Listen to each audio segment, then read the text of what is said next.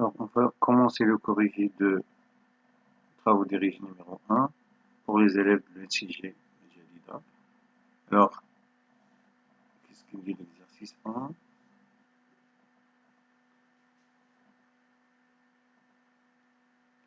Alors, on va corriger l'exercice 1 de la série 1 pour les élèves de l'ECG. Alors, on vous demande de mettre sous forme d'intervalle ou bien union d'intervalle les ensembles suivants. Alors, normalement, pour A, on va écrire simplement x appartenant à A équivaut x il est dans cet ensemble, ça veut dire que x vérifie cette propriété. Ça veut dire que valeur absolue de x moins 1 c'est inférieur ou égal à 3. On va utiliser une propriété très connue. Alors si vous avez par exemple valeur absolue de x inférieure à r, avec bien sûr r strictement positif, donc ceci veut dire que x est compris entre r et moins r. Donc ça va donner quoi? Le grand X ici, c'est X moins 1. Donc ça va donner quoi? X moins 1 est compris entre 3 et moins 3. Ceci équivaut à quoi? Donc si on ajoute 1 ici, donc X moins 1 plus 1 est compris entre 3 plus 1, c'est peu égal à moins 1 plus 3. Ça va donner quoi? X est compris entre 4 et moins 2. Donc le A s'écrit sous la forme, c'est moins 2, 4. Donc on a écrit sous forme d'intervalle. Maintenant, passons à l'ensemble B.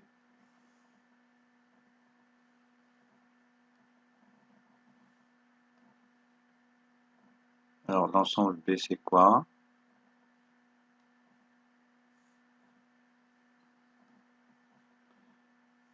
Alors on va utiliser la propriété qui est de quoi?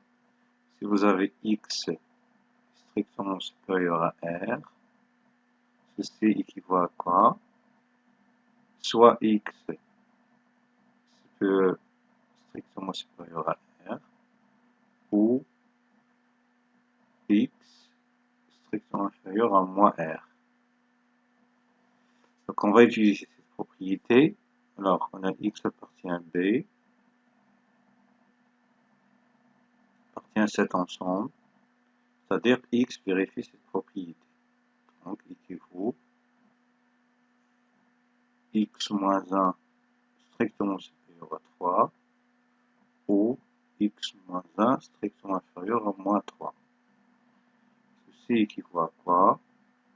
X strictement supérieur à 4 ou x strictement inférieur à moins 3 plus 1, ça fait moins 2. Donc x appartient à l'intervalle 4 plus l'infini, union moins l'infini 2. Donc notre ensemble B s'écrit sous la forme 4 plus l'infini,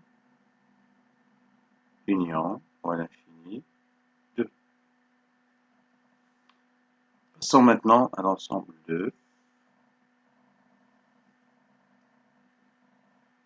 Alors l'ensemble C, x appartient à C,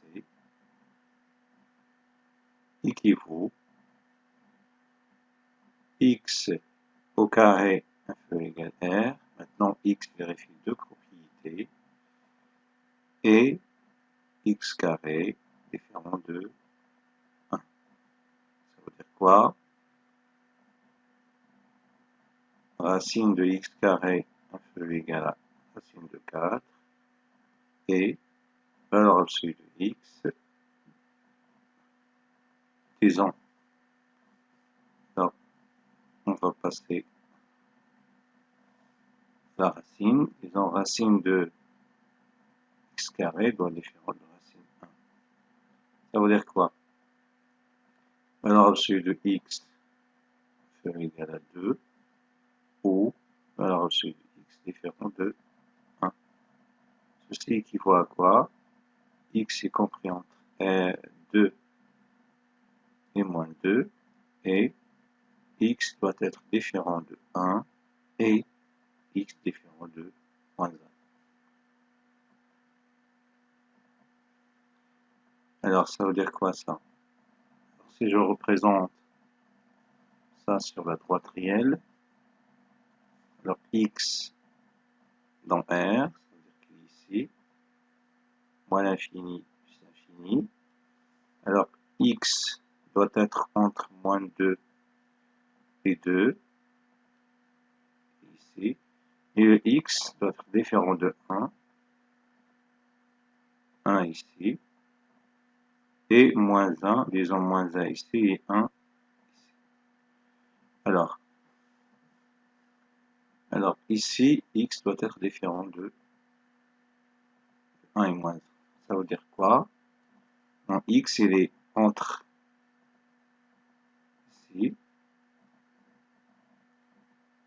ici, donc il doit être différent de 1, et ici. Alors, donc, mon ensemble A, je vais l'écrire maintenant, c'est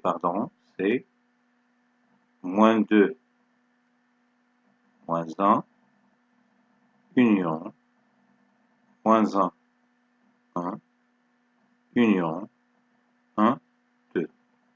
Ça, c'est l'ensemble ici. Passons maintenant au dernier ensemble.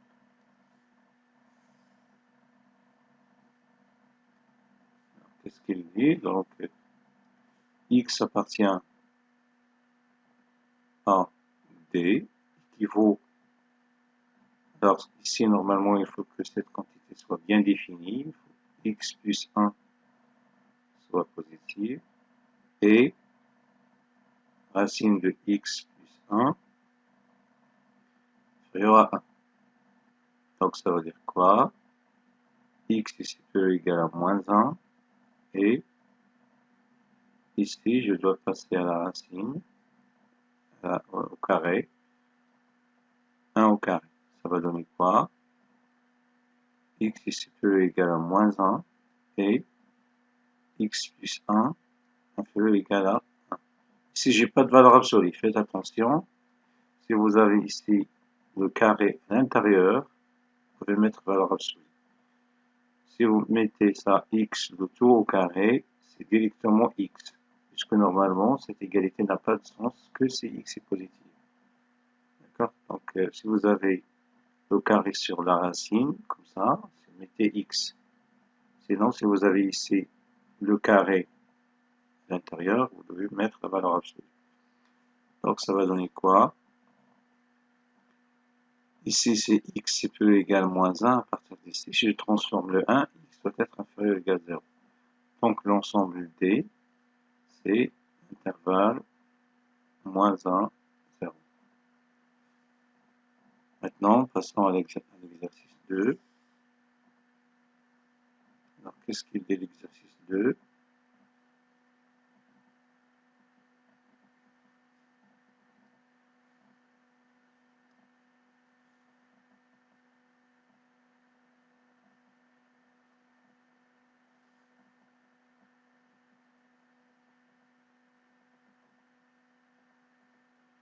Exercice 2, on vous demande de montrer que pour tout réel x, y, on a ça.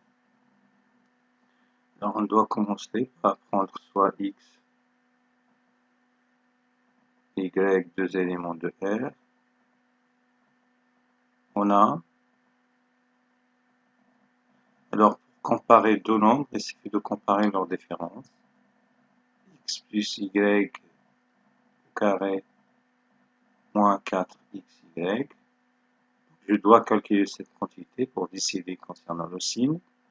Ça, c'est une identité remarquable. C'est x carré plus 2xy plus y carré moins 4xy. Ça va donner quoi? 2xy moins 4xy, c'est x carré moins 2xy, plus y au carré. Ça, c'est quoi? C'est x moins y, le tout au carré. Donc, cette quantité est positive. Ça veut dire quoi? Ça veut dire que ce nombre-là est plus grand que ce nombre. Donc, quel que soit x et y dans R, x plus y, le tout au carré, c'est plus égal à 4xy. Passons maintenant à la question suivante. Ce qu'il dit la question suivante.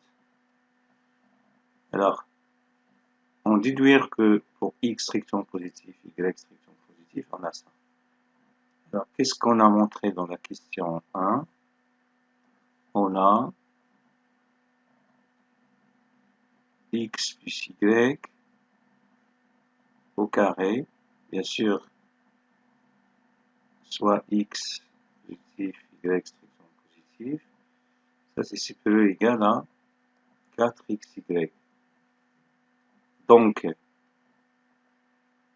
ln de x plus y, le tout au carré, supérieur ou égal à ln de 4x carré, puisque vous avez la propriété de la fonction logarithme. Pour les propriétés de logarithme, on a quoi? Ln de a fois b, c'est ln de valeur absolue de a plus ln de valeur absolue de b. Ln de a à la puissance n, c'est n ln de valeur absolue de a. Bien sûr, si vous avez une fraction, donc je vais écrire les propriétés que je vais utiliser. Donc ça c'est quoi? C'est 2 ln de valeur absolue de x plus y, mais le x plus y c'est strictement positif. C'est plus égal à quoi? Ici je vais utiliser, donc on peut utiliser cette propriété pour plus que de nombres. Log de a, b, c, c'est ln de a plus ln de b plus ln de c. Ça va donner quoi? ln de 4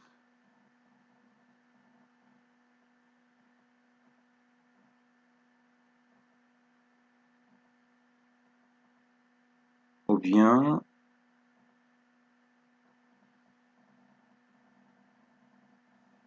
ln de 4 plus ln de x plus ln de y. Donc ça va donner quoi? Je transforme ça à l'autre côté. Donc ça va donner quoi? Ça c'est quoi? Donc ln de x plus y, c'est supérieur ou égal à quoi? Ça c'est ln de 2 à la puissance 2 divisé par 2 plus ln de x plus ln de y divisé par 2. Ça va donner quoi? Donc ln de x plus y, c'est supérieur ou égal à quoi? Ça c'est 2 ln de x. Donc c'est ln de 2 plus ln de x plus ln de y divisé par 2. Je transforme ça à l'autre côté. ln de x plus y moins ln de 2, c'est supérieur ou égal à ln de x plus ln de y sur 2. Et maintenant, j'utilise la propriété qui dit quoi? ln de a moins ln de b, c'est bien sûr a positif, b positif. Ça, c'est ln de a divisé par b. Alors, ln de x plus y sur 2. Alors, c'est ln de x plus ln de y sur 2. Alors, il existe des méthodes qui sont beaucoup plus courtes, mais j'ai utilisé une méthode pour rappeler toutes les propriétés algébriques de logarithme. Maintenant, passons à une autre question.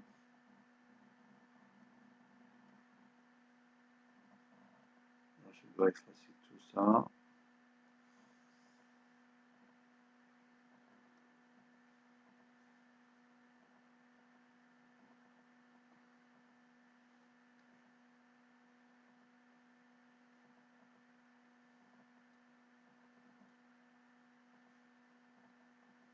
Alors maintenant, on cherche à démontrer cette propriété. Donc, on a ici, donc il faut corriger, il faut prendre x, y. Alors, on a montré quoi? ln de x plus y divisé par 2, c'est supérieur ou égal à ln de x plus ln de y divisé par 2. Ceci pour tout x positif et y positif. En particulier,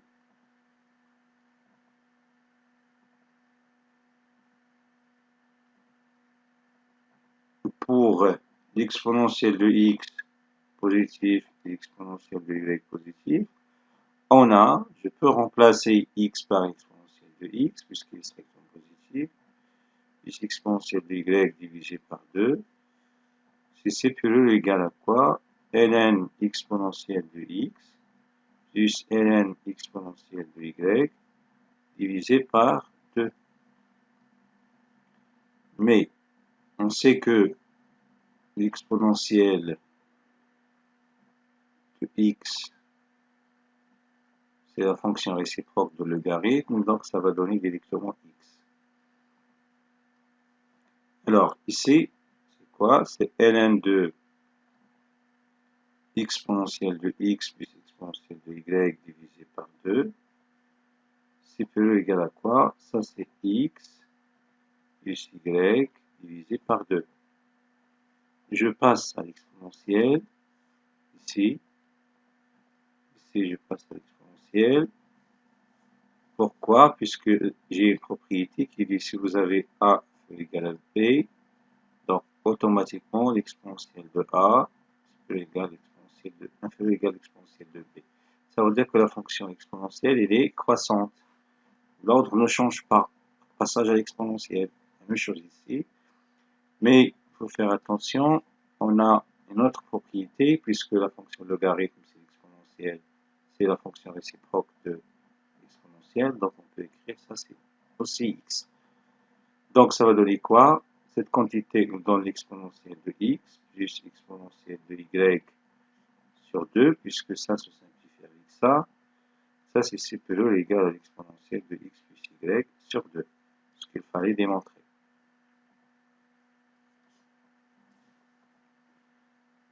Maintenant, on va passer à l'exercice 3. Alors, qu'est-ce qu'il dit l'exercice 3?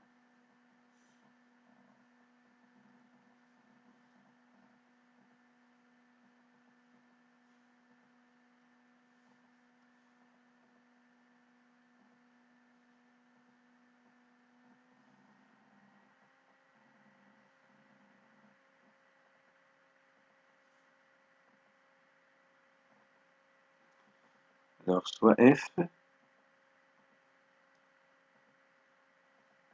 la fonction définie par cette quantité, donnée pour tout x, l'expression de f de x sans valeur absolue.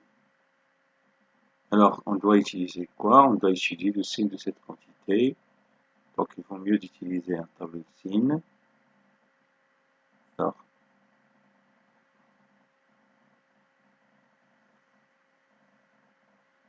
si j'ai un x moins l'infini plus l'infini, alors, le 2x moins 4, il s'annule où? Alors, 2x moins 4 égale 0, 2x égale 4, x égale 4 sur 2 égale 2. Donc il va s'annuler en 2.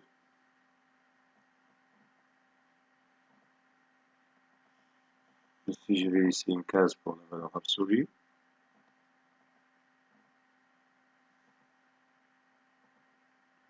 Maintenant, je vais mettre 3 moins x.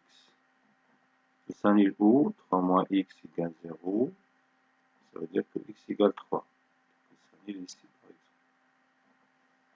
Ici, je vais mettre quoi? La dernière case. Je vais mettre l'expression de f de x. X ici.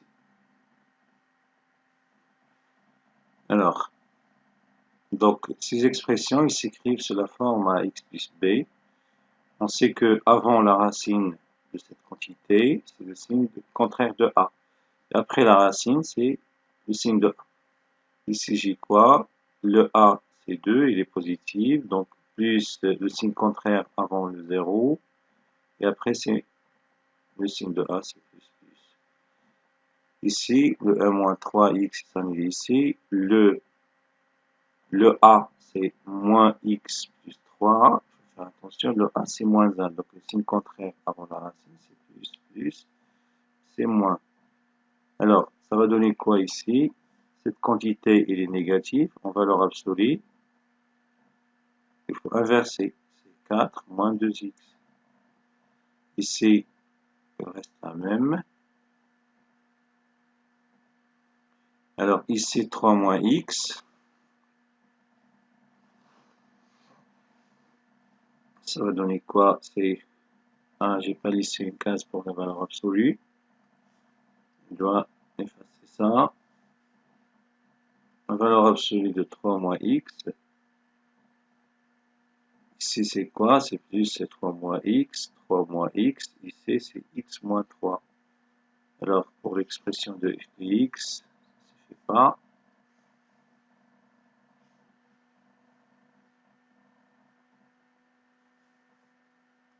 Alors, pour le f de x,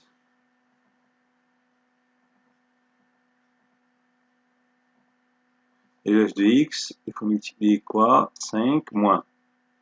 On va multiplier ça par 5. Ça, il faut le multiplier par 5 moins ça. Alors, ça va donner quoi? Donc,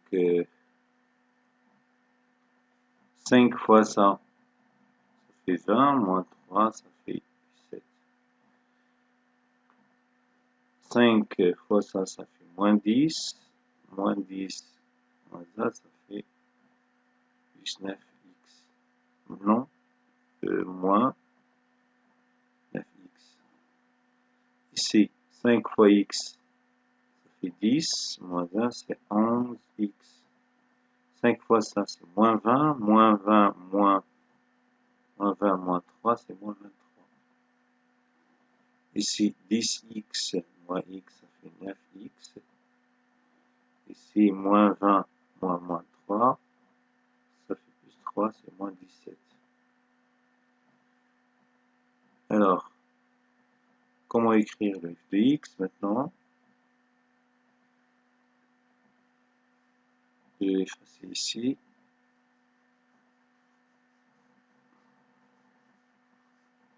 À 3 cas. Si x ici, ça veut dire si x inférieur ou égal à 2, f de x égale combien?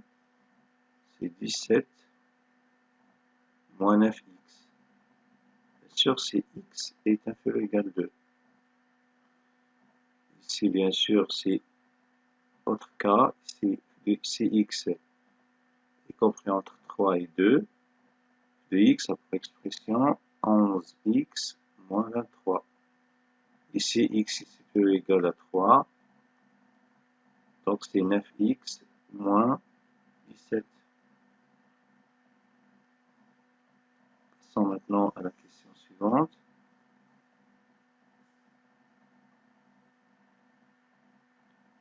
Tracer la courbe représentative de f. Donc, ici, on doit tracer une fonction affine. Donc, je ne vais pas faire cette question. Il suffit de tracer 3 morceaux de droite. Alors, résoudre l'équation f de x égale 0. Alors, cette équation est équivalente à quoi? À 5, valeur absolue de 2x moins 4, moins 3 moins x égale 0. Donc, ça va donner quoi? 5 fois ça, ça fait... Donc, je vais normalement rentrer le 5. Ça fait combien? C'est 10x moins 20 égale valeur absolue de 3 moins x. On a une propriété qui dit si vous avez valeur absolue de x égale valeur absolue de y, ça veut dire quoi? Soit x égale y ou x égale moins y. Alors, ça va donner quoi? C'est quoi? Ça veut dire que 10x moins 20 égale 3 moins x ou 10x moins 20 égale x moins 3. Ça veut dire l'opposé de ça. Donc, 10x plus x égale 20 plus 3 ou 10x moins x égale 20 moins 3. Donc, au final, c'est 11x égale moins 23 ou 9x égale 17. Donc, x égale 23 sur 11 ou x égale 17 divisé par 9. Donc, l'ensemble des solutions, c'est 23 sur 11 et 17 sur 11. Sur 9, pardon. Alors, passons à l'autre exercice.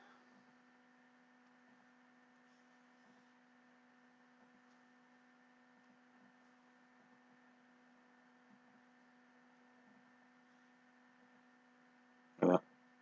Cet exercice, il concerne le domaine de définition.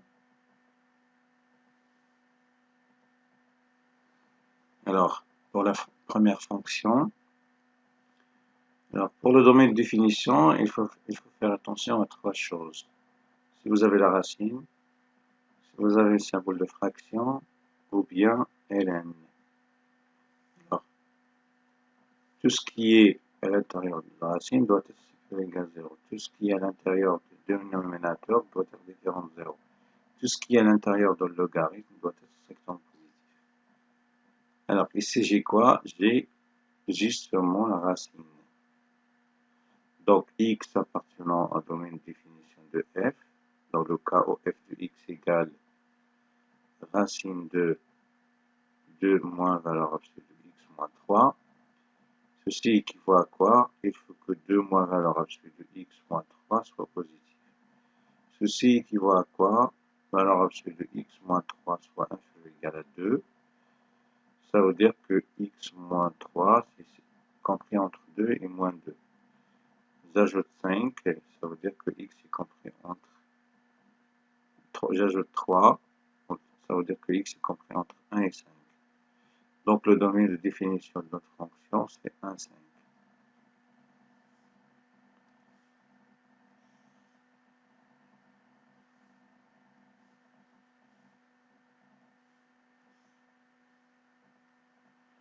Maintenant, je passe à la question 2. f de x égale la racine de x à la puissance 3 moins 1. Alors, x appartient au domaine de définition de f, équivaut, il faut que x à la puissance 3 moins 1 soit positif. Ça veut dire quoi?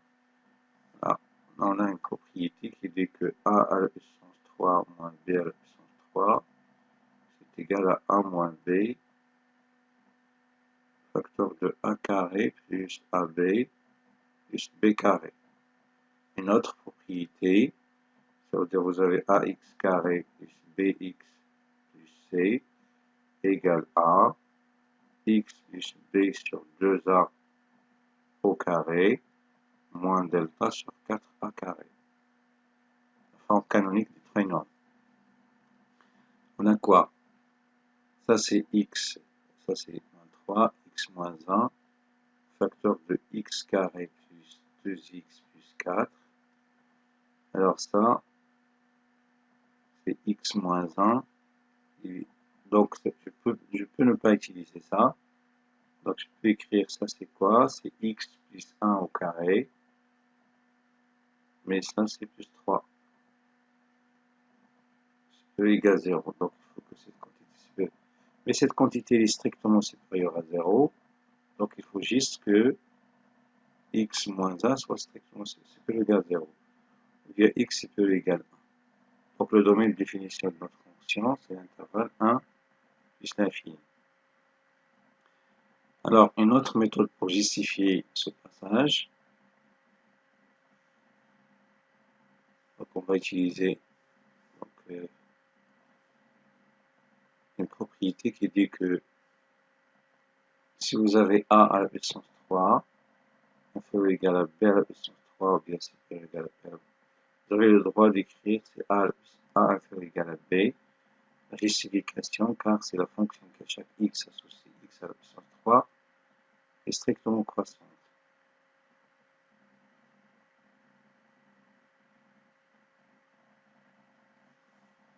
Maintenant, on peut utiliser cette propriété. Ici, on va écrire quoi? X à la puissance 3, c'est supérieur égal à 1 à la puissance 3. Donc, je peux simplifier par 3. X supérieur égal à 1. La justification, c'est celle-là, car la fonction qu'à chaque x associé x à la puissance 3 est croissante. Donc, le domaine de définition, c'est 1 plus infini. Passons maintenant à la question 3. Alors, qu'est-ce qu'il dit la question 3? Alors, nous avons ici la fonction logarithme. F de x égale ln de 2x moins 3 en valeur absolue moins 2. Alors, x appartenant au domaine de définition de f, ça veut dire que 2x moins 3 moins 2 sont strictement positifs. Donc, valeur absolue de 2x moins 3, c'est strictement supérieur à 2. Ceci est équivalent à 2x moins 3 strictement supérieur à 2, ou 2x moins 3 soit strictement inférieur à moins 2. Ceci équivaut à x strictement supérieur à 5 sur 2, ou ici, je transforme ça à l'autre côté, 1, ça veut dire que x strictement inférieur à 1 demi. Donc, notre domaine de définition, c'est quoi? C'est moins l'infini 1 demi, union 5 sur 2 plus l'infini. Passons maintenant à la question suivante. La question suivante, c'est quoi? Déterminer le domaine de définition de cette fonction. Notre fonction, c'est f de x égale racine de x plus 1 divisé par x moins 1. Alors, x appartient à df, équivaut à quoi? Il faut que tout ce qui est à l'intérieur, il faut faire attention, ici j'ai quoi? J'ai à la fois la racine et la fraction. Donc, il faut que tout ce qui est à l'intérieur de la racine soit positif. X plus 1 divisé par x moins 1 soit positif. Et tout ce qui est en dessous du dénominateur doit être différent de 0. Il faut qu'il soit différent de 0. Donc, ici, cette condition, il donne x différent de 1. Mais cette condition, il faut normalement dresser un tableau de signes. Ça va donner quoi? Alors, x plus 1, x moins 1, x plus 1 divisé par x moins 1. Alors, moins 1, 1. Donc, cette quantité s'annule en moins 1. Celle-là, on s'annule en moins 1. Donc, cette quantité s'annule en 1. Mais ici, il n'est pas défini. Alors, le signe contraire de A à la racine, ici c'est moins, plus, plus. Ici c'est moins, moins, plus, moins, plus. Donc, on cherche, ça c'est moins l'infini. Donc, on cherche que cette quantité soit positive. Donc, je dois prendre cet intervalle et cet intervalle. Alors, donc, notre domaine de définition, c'est quoi? C'est moins l'infini, moins 1, inclus, union, 1 plus l'infini, c'est exclu, car x doit être différent de 1. Faites attention, le 1 il est exclu, mais le moins 1 il est inclus.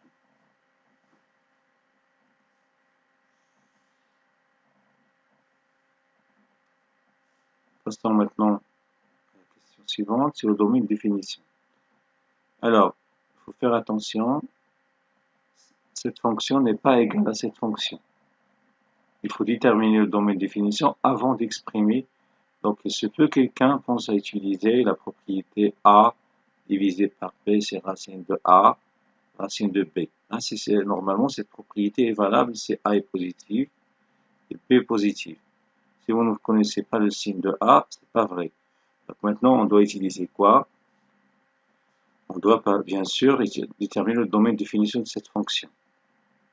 Donc x appartenant à df, c'est cette fonction, qui vaut à quoi? Il faut que x plus 1 soit CPE égale 0 et x moins 1, il est en même temps au dénominateur et à l'intérieur de la racine. Donc il doit être strictement supérieur à 1, x moins 1. Donc x est supérieur ou égal à moins 1 et x strictement supérieur à 2. Donc, ça veut dire quoi? Si je représente les solutions sur l'axe réel, plus infini, j'ai deux conditions. Il faut que x soit supérieur ou égal à moins 1, il faut que x soit ici, et en même temps, il faut que x soit strictement supérieur à 2. Ça c'est 0, 1, 2. Alors, je dois prendre là où il y a les deux couleurs. Donc, le domaine de définition, c'est quoi? C'est 2 plus l'infini. Donc, j'ai commis une erreur ici. Je ne sais pas pourquoi j'ai mis 1, mais il faut mettre strictement supérieur à 0. Donc, ça revient, ce qui revient à dire qu'il faut que x soit strictement supérieur à 1. Ça veut dire que ici, je dois commencer par partir de 1. Alors, ici, les nombres qui sont ici, et il faut prendre ça à partir de 1. Donc, ici, c'est 1 plus l'infini pour le domaine de définition.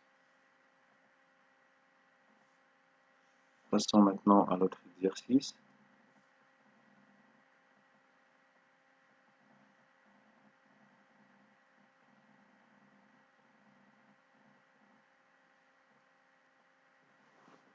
Alors, qu'est-ce qu'il dit l'autre exercice?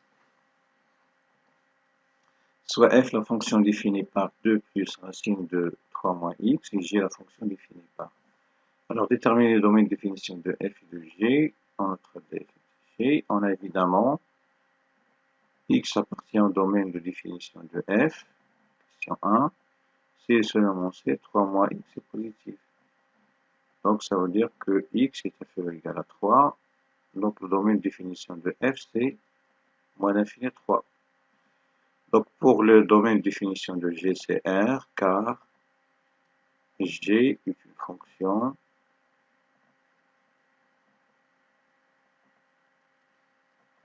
polynomiale.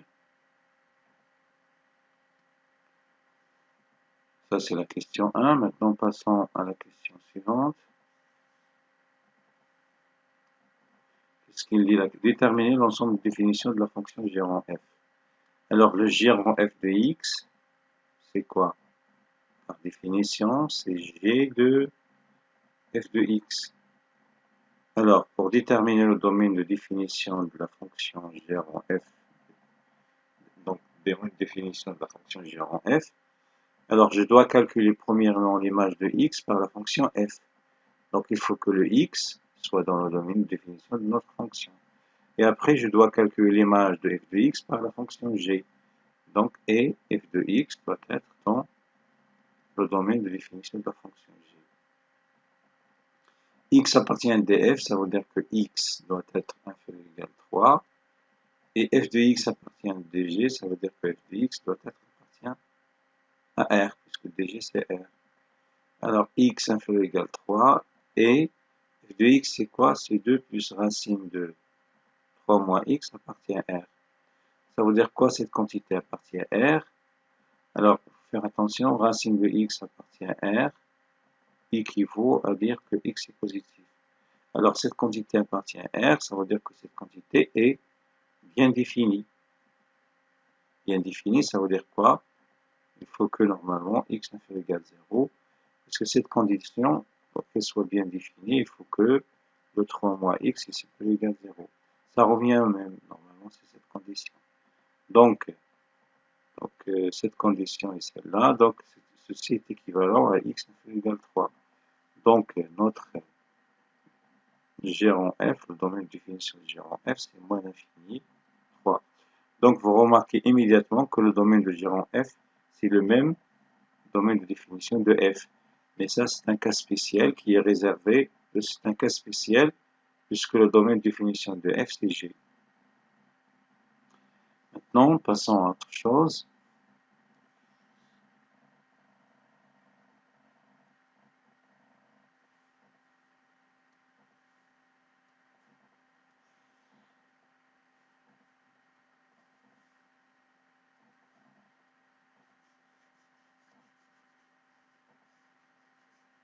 Alors, on va montrer quoi?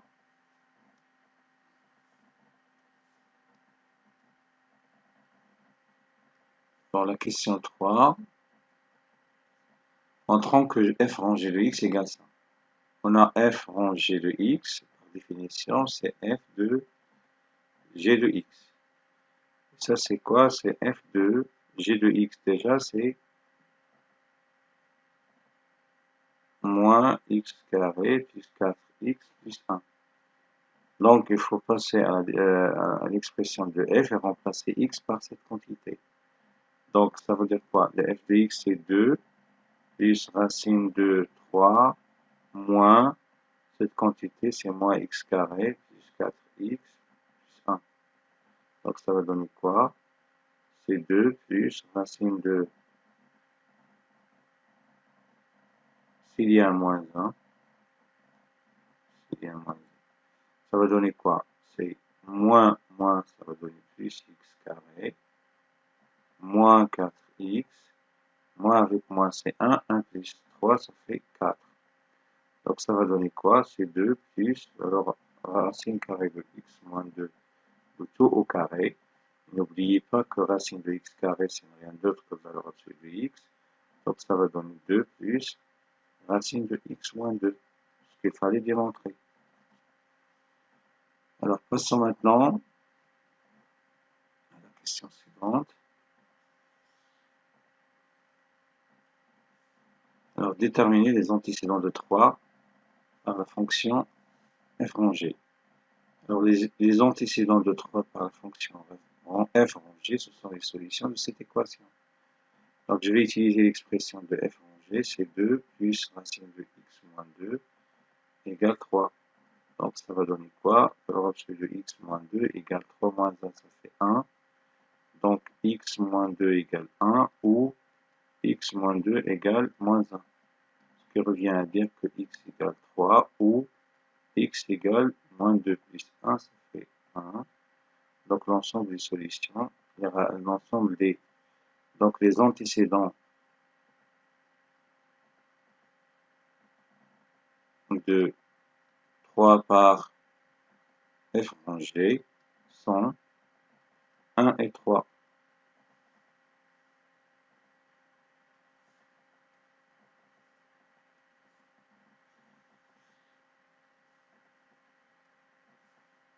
Maintenant, on va passer à la dernière exercice.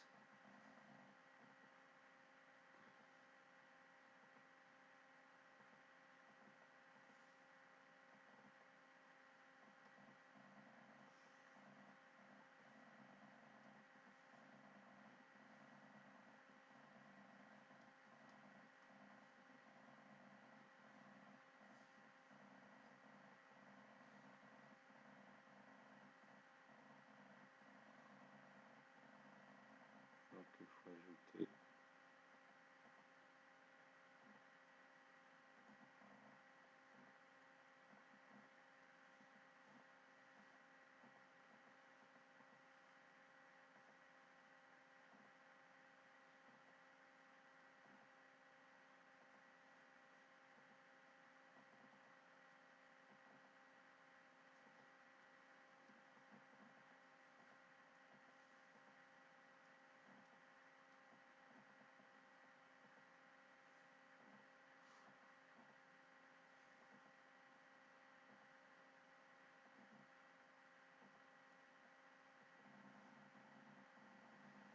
Alors,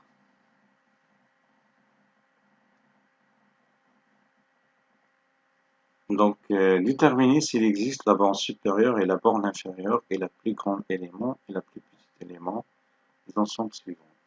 Donc, il faut l'écrire sous forme d'intervalle, intersecté avec Q ou bien sous forme d'intervalle. On a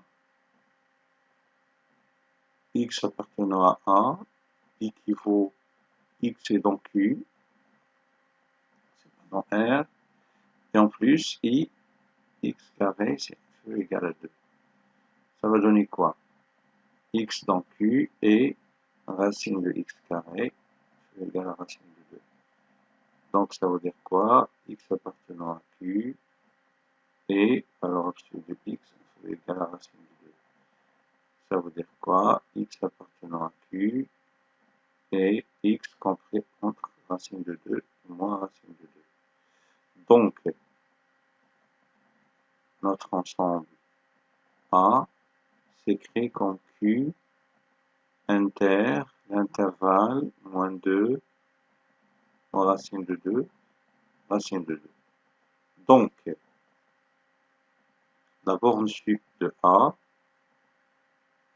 c'est racine de 2. Et la borne inf de A, c'est moins racine de 2. Alors, vous remarquez que sup de A, c'est racine de 2, n'appartient pas à A. Comme racine de 2, la valeur de la borne supérieure n'appartient pas à A, alors maximum de A n'existe pas. Puisque le maximum, c'est égal à suprêmum si le suprêmum fait partie de l'ensemble. Ça veut dire que si le borne sup appartient à l'ensemble. De même, l'inf min de A n'existe pas.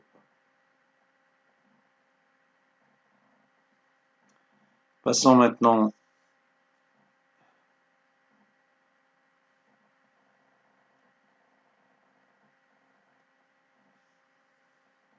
à la question suivante. Alors cette question, il dit quoi? Elle est déjà écrite sous forme d'intervalle intersecté avec Q. On a B égale CP4 inter Q. Donc, la borne sup, même si l'intervalle soit fermé, soit ouvert, la borne sup, c'est toujours ici. C'est 4. Inf, borne inf de A, pardon, c'est B, c'est égal à pi. Comme sup de A égale 4, mais 4 il est dans Q, 4 appartient à cet ensemble, mais n'appartient pas à cet ensemble. Donc car il est exclu ici. Donc le maximum de P n'existe pas.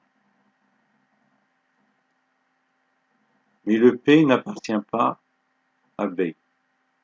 Car P, il est dans l'intervalle, oui, mais il n'appartient pas à Q. Donc de même, min de P n'existe pas. N'existe pas. Passons maintenant à la dernière question. C'est là où il y a un peu de difficulté, mais il faut utiliser la définition. Déjà, il faut une petite correction, il faut prendre ici une étoile. Alors, petit rappel, ça veut dire quoi A? Borné, ça veut dire déjà majoré. Ça veut dire tous les éléments de A, majoré disons par grand M, tous les éléments de A sont inférieurs ou égaux à grand M. Disons que A minoré par petit m, ça veut dire que tous les éléments de A sont plus grands que petit m. Alors, on a les éléments de C s'écrivent sous cette forme. c'est n moins 1 divisé par n. Alors le n il est dans n étoiles, ça veut dire que n c'est supérieur ou égal à 1. Donc n moins 1 c'est positif. Alors cette quantité est positive, celle-là est positive, ça veut dire quoi? Donc on peut écrire quoi? Donc tous les éléments, quel que soit n dans n étoile, 1 moins 1 sur n c'est un élément de C, c'est supérieur ou égal à 0. Donc je peux écrire que le A de C est minoré par 0.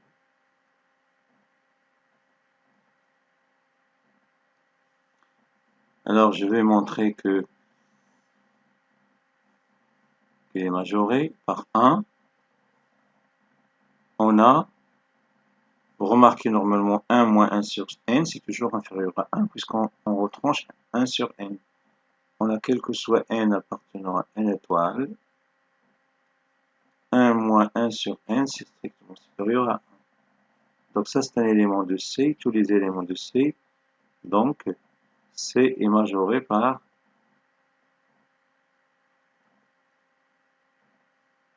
1. On a C est majoré, donc la borne sup de C existe. Et on a C est minoré, bien sûr un non vide, majoré ici différent de vide, la même chose ici minoré ici différent de vide, alors la borne inf de C existe. Mais on a montré que C est minoré par 0. Et le 0 il s'écrit sous la forme 1 moins 1 sur 1. Avec 1 appartient à n étoile, donc il appartient à C. Donc la borne sup, la borne inf de C est égal à la borne minimum de C, c'est égal à 0. Maintenant, concernant le maximum, montrons le maximum c'est 1. Pourquoi le maximum c'est 1? Non, pardon, le maximum n'existe pas. Donc, pourquoi le maximum? On doit après montrer que C c'est la borne sup. Pourquoi C c'est la borne sup? Alors, la définition, qu'est-ce qu'il dit de la borne sup? La borne sup, c'est le plus petit des majorants. Donc, on va écrire quoi? On a 1 est un majorant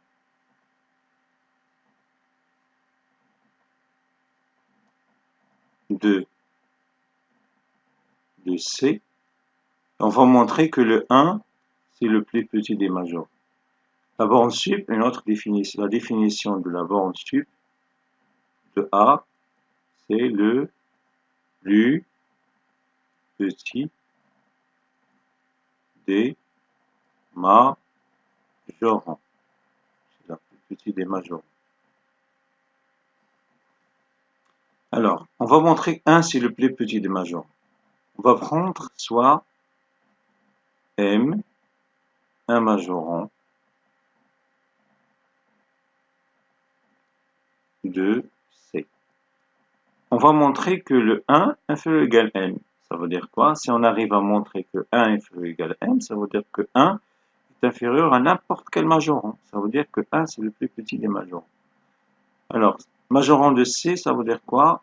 Donc, quel que soit n c'est inférieur ou égal à 1, 1 moins 1 sur n, c'est inférieur ou égal à m. Par passage à la limite,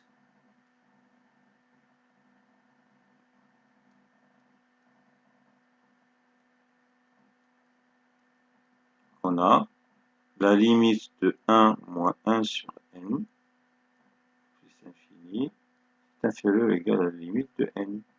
Mais limite de cette quantité, c'est 1, et ici, c'est m. Donc, 1 inférieur à m, ça veut dire que 1 est le plus petits, les majorons. Donc, sup de A, de C, pardon, c'est 1. Et comme,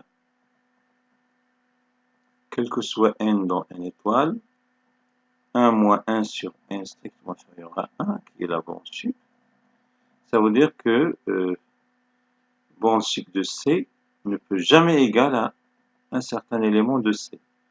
C'est-à-dire le borne sup n'appartient pas à l'ensemble C, donc le maximum de C n'existe pas. N'existe pas. Voilà, c'est la fin de la série 1. À la prochaine fois.